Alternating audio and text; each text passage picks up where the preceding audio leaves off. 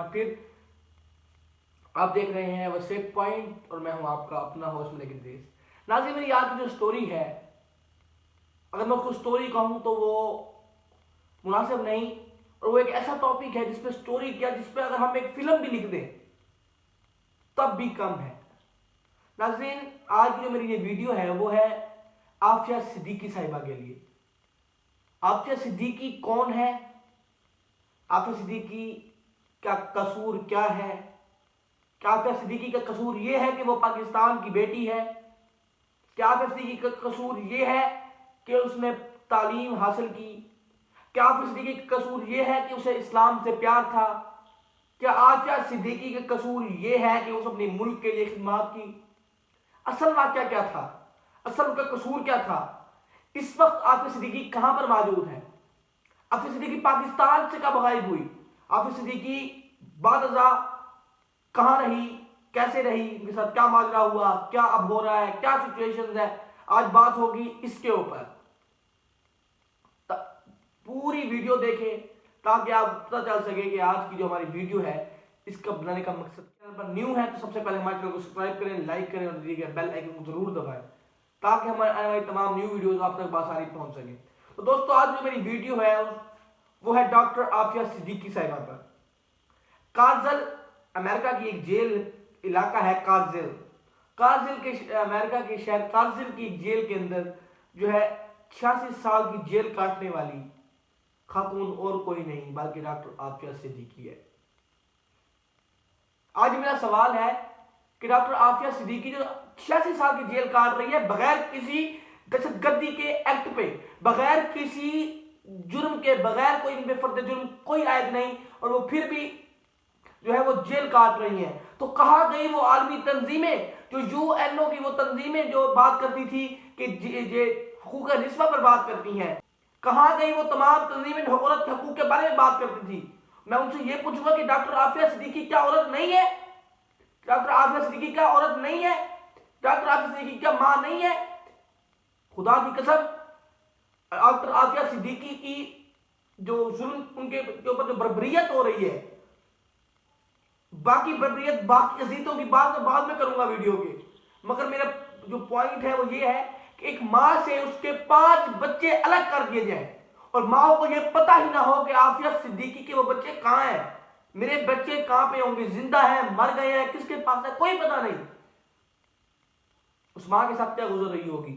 میں پوچھنا چاہتا ہوں ان لوگوں سے۔ خیر آج جو ویڈیو ہے اس میں سب سے پہلے آپ کو بایوگرافی بتاتا ہوں ڈاکٹر عافیہ صدیقی کب گئی، کیسے گئی۔ ڈاکٹر عافیہ صدیقی جو تھی وہ نیورو سرجن تھی، نیورو سائنٹسٹ، نیورو سرجن تھی۔ آپ ڈاکٹر عافیہ صدیقی کے بارے میں کہا جاتا ہے کہ 300 سالہ تاریخ کی سب سے ذہین ترین عورت جو تھی وہ آپ تھی، اور یہ بھی کہا جاتا ہے کہ آپ کو امریکہ کے اندر، امریکہ کی یونیورسٹی کے اندر بھی آپ کو اس دور کے اندر $5000 کا ایوارڈ ملا، یعنی کہ 1992 کے اندر آپ کو ایوارڈ ملا تھا۔ 1990 کے اندر آپ تعلیمی ویزے کے اوپر امریکہ کی یونیورسٹی MIT کے اندر تعلیم حاصل کرنے گئی، اور وہاں پر آپ کا بھائی بھی مقیم تھا، وہ وہاں آرکیٹیکٹ تھا، جو نقشے بناتے ہیں آرکیٹیکٹ۔ آپ کا جو بھائی تھا وہ وہاں آرکیٹیکٹ تھا اور آپ اس کے پاس گئی، آپ نے 1990 کے اندر تعلیمی ویزا اپلائی کیا اور آپ وہاں MIT میں پڑھنے گئی۔ 1992 کے اندر آپ کو امریکن گورنمنٹ کی جانب سے $5000 کا ایوارڈ دیا گیا آپ کی ریسرچ کے اوپر۔ آپ اتنی کمال کی ریسرچ کرتی تھی جو کہ میں سمجھتا ہوں کہ آپ کا قصور تھا۔ اس کے بعد 1995 کے اندر 1995 کے اندر آپ کی شادی امجد احمد خان سے ہوئی، امجد محمد خان سے ہوئی، جو کہ CIA کا بہت بڑا مورا تھا۔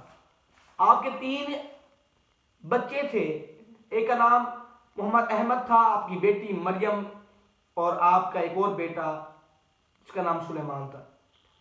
2002 کے اندر ڈاکٹر عافیہ صدیقی کو طلاق دے دی گئی۔ بایو کیمسٹری پر کام کر رہی تھی۔ آپ کے جو خاوند تھے انہوں نے آپ پر الزام لگایا کہ آپ جو ہے القاعدہ کی جو ہے رکن ہے، القاعدہ کی ممبر ہیں، اور انہوں نے آپ پر بہت سارے جو ہے من گھڑت الزامات لگائے، جنہوں نے کہا کہ عمر بلوچی نامی ایک شخص سے آپ کا نکاح تھا، اور بہت زیادہ آپ کے اوپر جو ہے الزامات لگاتے گئے، جس کی مد کے 2003 کے اندر مشرف کی زندگی کی سب سے بڑی غلطی ہوئی، اور اس نے آپ کو امریکن گورنمنٹ کے اصرار پر امریکہ کے حوالے کر دیا، اور آپ جو ہے وہ 3 مارچ 2003 کو راولپنڈی سے غائب ہوئی۔ آپ راولپنڈی ایئرپورٹ پر جا رہی تھی بذریعہ ٹیکسی، اور وہ پاکستان میں آپ کا آخری دن تھا، جو کہ تاریخ ہم نے ہمیں بتایا۔ مگر تاریخ کے پیچھے کیا تھا، آج میں اس پر دفعہ چلوں۔ 2003 میں غائب ہونے والی عافیہ صدیقی 2008 تک آخر کہاں رہی؟ 2003 میں 3 مارچ 2003 کا یہ تاریخ کہتی ہے کہ آپ کو ٹیکسی ڈرائیور نے اغوا کر لیا، اور آپ راولپنڈی سے بذریعہ کراچی جا رہی تھی، ایئرپورٹ کے ذریعے تو راستے میں تھی تو اٹھا لیا گیا۔ تو یہ وہ بات ہے کہ جو مبہم کر رہی ہے عوام کو، جو عوام کو پاگل بنا رہی ہے۔ تو دوستو ہوا کیا میں بتاتا ہوں آپ کو۔ 2008 کے اندر افغانستان کے صوبہ وردگ ہے افغانستان کا ایک صوبہ، جس کے ضلع نرگ کے اندر، نرگ اس کا ضلع کا نام ہے، جس کے اندر امام مسجد کے مکان میں آپ نے 3 راتیں اپنے بیٹے احمد کے ساتھ گزاری۔ جی ناظرین، یہ ایک ترکہ کے انکشاف ہے، یہ وہ بات ہے جو ابھی تک ہمارے لوگوں کو نہیں معلوم۔ یہ بہت ریسرچ کے بعد یہ باتیں میں نے کلیکٹ کی ہیں، اور میں آپ کے سامنے بیان کر رہا ہوں کہ ضلع نرگ کے اندر آپ نے 3 راتیں مسجد کے امام کے گھر میں گزاری، آپ کا بیٹا بھی آپ کے ساتھ تھا۔ اب کس مقصد کے لیے وہاں گئی تھی؟ کیا واقعی آپ کا کوئی تعلق تھا القاعدہ والوں سے؟ اگر کیا ضرورت پڑی کہ ڈاکٹر عافیہ صدیقی جو ہے وہ ان کو افغانستان میں جانا پڑا، افغانستان کے ایک ایسے علاقے میں جانا پڑا جس کا نام بھی میں اور آپ پہلے سن رہے ہیں؟ آپ کے مسجد امام کا جو بیٹا تھا اس نے آپ کے بارے میں کیا بتایا، یہ سنیے۔ انہوں نے کہا کہ آپ جب ہمارے گھر آئی تو آپ نے برقع پہنا ہوا تھا، آپ کے ساتھ آپ کا بیٹا تھا، اور آپ کے ہاتھ کے اندر ایک غلط پتہ تھا، غلط ایڈریس تھا۔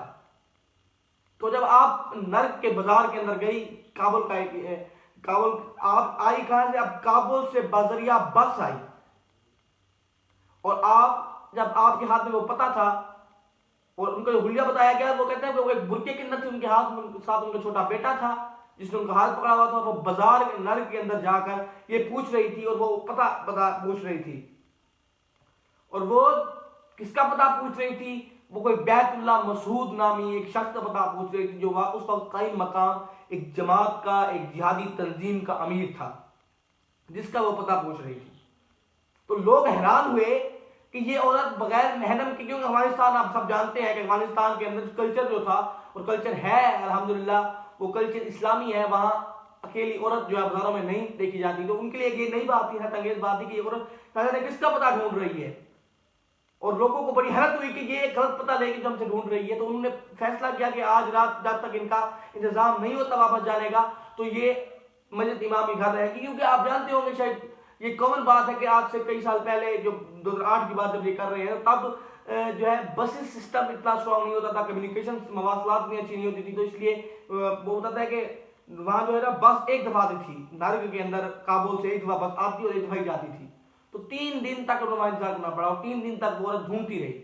وہ بتاتا ہے کہ ہمارے گھر کا جو ایک کمرہ تھا امام صاحب کے گھر، تو وہ بہت بڑا تھا، تو درمیان کے اندر 4 پہیاں کھڑی کر کے جو ہے ایک پردہ بنایا گیا عارضی، وہاں پر ان کو رہائش دی گئی۔ اور وہ بتا رہا تھا ان کا بیٹا، جو اس نے بتایا کہ وہ بظاہر جو عورت تھی اس کو اردو بولنا آتی تھی، یعنی کہ ڈاکٹر عافیہ صدیقی اردو بولا کرتی تھی، اور افغانستان کے سارے لوگ جو تھے، اور وہ جو ان کا مسجد امام کا بیٹا تھا وہ بھی کیونکہ بچہ تھا تو وہی ان سے بات کرتا تھا، کیونکہ وہاں پر غیر اور محرم عورت سے بات نہیں کی جاتی تھی۔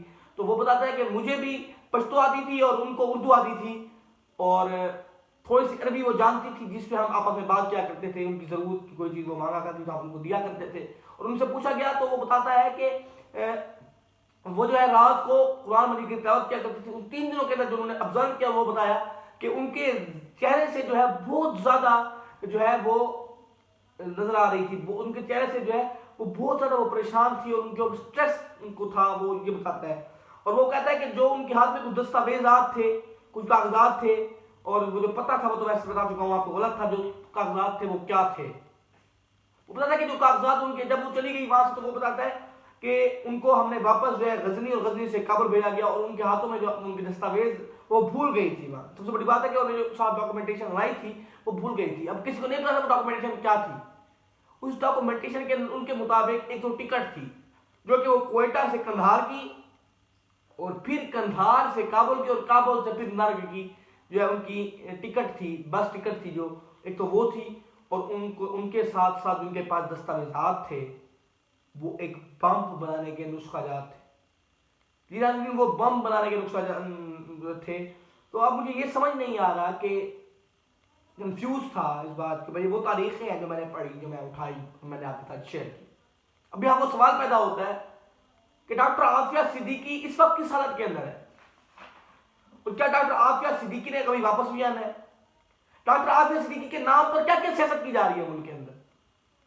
ڈاکٹر عافیہ صدیقی جو ہے وہ کیا مشرف کی غلطی تھی؟ جو مشرف نے ان کو باہر بھیجا. مشرف نے اپنی کتاب کے اندر بھی اس بات کلیئر کٹ لکھا کہ زندگی کی مجھ سے غلطی ہوئی کہ میں نے ڈاکٹر عافیہ صدیقی کو امریکہ کے حوالے کر دیا. اور انہوں نے اپنی کتاب میں یہ بھی بتایا ہے کہ اس کے بدلے مجھے بہت سارا وہاں سے بونس ملا، بہت سارے ریوارڈ ملے. جب مشرف کی کتاب کا جو ہے اردو ترجمہ کیا گیا تو تب اس میں سے یہ پیراگراف مٹا دیا گیا. اور میں یہ چلوں کہ نواز شریف ہو یا کوئی بھی سیاسی لیڈر ہو، اس نے اس بات پر بڑی جو ہے سیاست کی ڈاکٹر عافیہ صدیقی کے ٹاپک پر. آج جو بھی سیاستدان آ رہا ہے وہ اس ٹاپک پر مجھے ایک بات ہے ایک اور یاد آیا کہ اس وقت کے جو امریکہ کا پریزیڈنٹ تھا اوباما نے، جب اوباما کی حکومت آئی تو اوباما نے نواز شریف کو یہ بھی کہا کہ اگر پاکستانی گورنمنٹ ہم سے یہ معاہدہ کرتی ہے، پاکستانی گورنمنٹ اگر ہمیں یہ خط لکھ دیتی ہے کہ ڈاکٹر عافیہ صدیقی کو رہا کیا جائے تو اس پر ہم سوچ سکتے ہیں اور کام کر سکتے ہیں، اور شاید کچھ دن میں عافیہ صدیقی کو ہم رہا بھی کر سکتے ہیں. تو CIA اور جو انڈیا کی ایجنسیز تھی انہوں نے نواز شریف پر بوجھ کیا، اور نواز شریف کو کہا کہ آپ نے اس موقع اس ٹاپک پر بات نہیں کرنی. تو نواز شریف چپ ہو گیا، اور اب آپ کے سامنے عافیہ صدیقی ابھی تک جو ہے وہ بے قصور جیل میں سڑ رہی ہے.